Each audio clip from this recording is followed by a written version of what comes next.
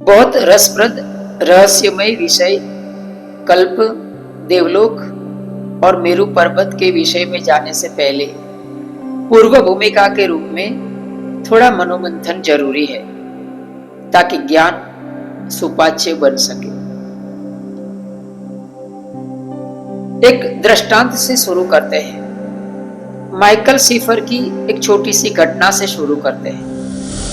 Michael सीफर नाम का एक फ्रेंच संशोधक का वीडियो यूट्यूब पर बहुत प्रचलित है, जिसकी लिंक मैंने डिस्क्रिप्शन में दी हुई है, आप चाहें तो देख सकते हैं। उसने समय को समझने के लिए काफी एक्सपेरिमेंट किए हैं। वो आदमी एक गुफा में 6 महीने तक बंद रहता है, बिना किसी घड़ी या सूर्य चंद्र जैसे बेसिक समय प्रभावक से। वो बिल्कुल शरीर की रिदम के अनुसार 6 महीने पसार करने का निर्णय लेता है, लेकिन जब वो बाहर आता है तो समय के अनुभव के बारे में आश्चर्यजनक खुलासे करता है। यहाँ एक और बात हमें समझना चाहिए कि ये फ्रेंच संशोधक माइकल सीफर, उसने जो किया ये सब प्री प्लानेड था। वैज्ञानिक संशोधन के लिए उसने ये एक्सपेरिमेंट किया था। जब कुछ भी चीज प्री प्लानेड होती है तो उसमें से नेचुरलिटी मर जाती है, माने उसमें से जो निसर्गता है वो मर जाती है। उसका जो नैसर्गिक परिणाम आना चाहिए वो परिणाम नहीं आता है। चलिए इस विषय को समझते हैं, क्योंकि हमें कल्प को समझना है, इसीलिए ये मनोमंथन बहुत जरूरी है। समय अर्थात दो घटनाओं के बीच का अंतराल, दो अंतों के बीच का अंतराल। अंतराल कहने से खालीपन कहना ज्यादा उचित रहेगा। समय एक बहुत बड़ा छलावा है। अगर आइंस्टाइन के सिद्धांत की बात करें तो समय सापेक्ष है और यही बात छलावा पैदा करती है। कैसे? सापेक्ष का अर्थ है विविधता। यह विविधता ही छोटे बड़े का, पाप पुण्य का, गरीब धनवान का, उजाला अंधेरे का ख्याल पैदा करता है। धनवान होने के लिए कोई तो गरीब होना चाहिए ना। समय और गति भी कुछ इसी तरह से बरतते हैं, इसीलिए उसे सापेक्ष कहते हैं। कोई 100 साल जीता है तो कोई 70-80 साल में मर जाता है। अगर सब जीव 100 साल की आयु वाले होते तो समय मर जाता था। इससे एक यह भी छलावा पैदा होने की संभावना है कि अचानक सब कुछ एक समान प्रमाण से बदल गया ना, तो हमें कुछ भी पता नहीं चलेगा। बदलाहट की भनक तक नहीं लगेगी। पृथ्वी, सूर्य, चंद्र, तारों की गति एक समान, एक प्रमाण से बदल गई तो हमको उसकी भनक तक नहीं लगेगी। हमको थोड़ा बहुत एहसास हो सकता है कि दिन, महीने, साल क्यों धीमे या जल्दी पसार हो रहे हैं, लेकिन हम समझ नहीं पाएंगे। समय या गति को समझने के लिए विविधता चाहिए। हम और आप जिस खालीपन के ढांचे में बंद है, हमारा शरीर सीमाबद्ध दो घटनाओं के केंद्र में है। यह दो घटनाओं के बीच में हम समय नाम के खालीपन में बंद है। सब त्रिपरिमाणीय पदार्थ समय में ऐसे बी तक जा रहे हैं, जन्म से मृत्यु तक जा रहे हैं, जिसको हम आयुष्य कहते हैं। कछुआ भी ऐसे बी तक जाता है, कुत्ता बिल्ली भी ऐसे बी तक जाते हैं, मच्छर भी ऐसे बी तक जाता है, एक अणु भी ऐसे बी तक जाता है और आदमी भी ऐसे बी तक जाता है। समय सापेक्ष होने के कारण हर जीव के लिए समय एक समान बहता है। कछुओं को भी जीवन 100 साल का ही अनुभव होता है। कुत्ता, बिल्ली, मच्छर और अणु को भी जीवन 100 साल का ही अनुभव होता है। सब जीव ऐसे बी तक पहुंच ही जाते हैं।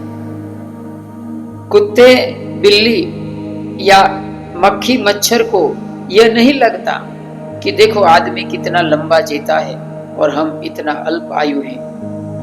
नहीं, सारे के सारे जीव उनको मिले अल्प आयुष्य में वे सब कर लेते हैं जो हम 100 साल में करते हैं। स्कूल जाना, पढ़ाई करना, खेलना, नौकरी धंधा करना, शादी ब्याह, परिवार पालना, बूढ़ा होना, दवाई खाना,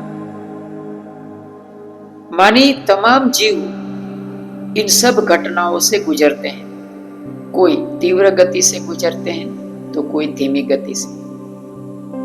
कोई 100 साल में गुजरते हैं तो कोई 200 साल में गुजरते हैं। कोई लाखों करोड़ों साल लगाते हैं, कोई 20 साल में तो कोई 1 सेकंड में गुजर जाते हैं। इसीलिए कोई मर जाता है तो उसे गुजर गया कहा जाता है। सबके लिए समय समान रूप से बह रहा है।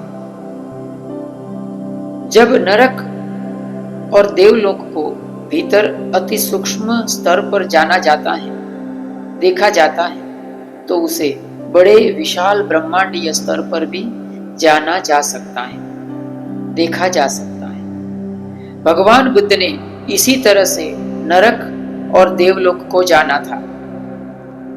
इन सब सत्वों के लिए समय एक समान है। सब सत्व ऐसे भी अर्थात जन्म से मृत्यु तरफ यात्रा कर रहे हैं। जितना दुख ज्यादा, समय उतना ही लंबा अनुभव होगा।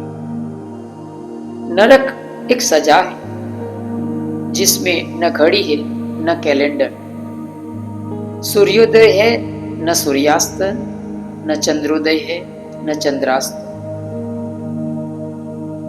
समय मापने का कोई पैमाना ही नहीं है। आदमी के लिए 100 साल का जीवन लाखों करोड़ों साल जैसा विशाल बन जाएगा। उसी तरह देवलोक एक उपहार है जहां सुख के कारण समय अत्यंत तेज महसूस होता है। लाखों हजारों सालों के दिन रात सुख के कारण अत्यंत छोटे महसूस होते हैं। लाखों सालों का जीवन सुख के कारण छोटा पड़ जाता है। अति सुख के कारण लाखों सालों का जीवन 100 साल के बराबर ही महसूस होता है। घड़ी और कैलेंडर के कारण मानस एक भयानक छलावा पैदा करता है जिसको समय कहा जाता है। समय नाम ही भ्रांति पैदा करता है क्योंकि हमारे मन में घड़ी कैलेंडर तैरने लगते हैं। समय को किसी घड़ी, कैलेंडर या सूर्य चंद्र के भ्रमण के साथ संबंध नहीं है। समय को संबंध है 2 घटनाओं के बीच के खालीपन के साथ। यह 2 घटनाओं की तेज या धीमी गति समय की भ्रांति पैदा करती है। समय की भ्रांति पैदा जन्माने के लिए 2 घटनाएं और उसकी तेज या मंद गति को देखना अनिवार्य है।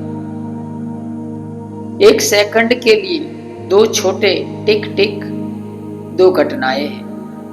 1 घंटे के लिए 2 बड़े टिक टिक घटनाएं हैं। 1 साल, 1 शताब्दी या 1 कल्प के लिए उत्तरोत्तर बड़े बड़े और विशाल टिक टिक घटनाओं के रूप में चाहिए। हमारे हृदय की 2 धड़कन 2 टिक टिक है, 2 घटनाएं हैं। हमारे शरीर का प्रत्येक अणु भी टिक टिक कर रहा है। हम समय नाम के छलावे में समाये हुए हैं और समय इस शरीर नाम की भ्रांति में समाया हुआ है। समाया हुआ है इस मतलब से उसको समय कहा जाता है। हमारा जन्म और मृत्यु दो टिक टिक है, दो घटनाएं हैं। उसी खालीपन के बीच हम जी रहे हैं।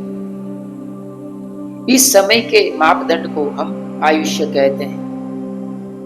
घटनाएं हमेशा अंडाकार पथ पर गतिमान है। एक अति को छूकर घटनाएं दूसरी अति की तरफ मुड़ने लगती है। शिखर पर पहुंचकर उतरने के अलावा दूसरा कोई मार्ग नहीं होता है और नीचे पहुंचकर शिखर पर चढ़ने के अलावा दूसरा कोई मार्ग नहीं होता है। साधु साधु साधु।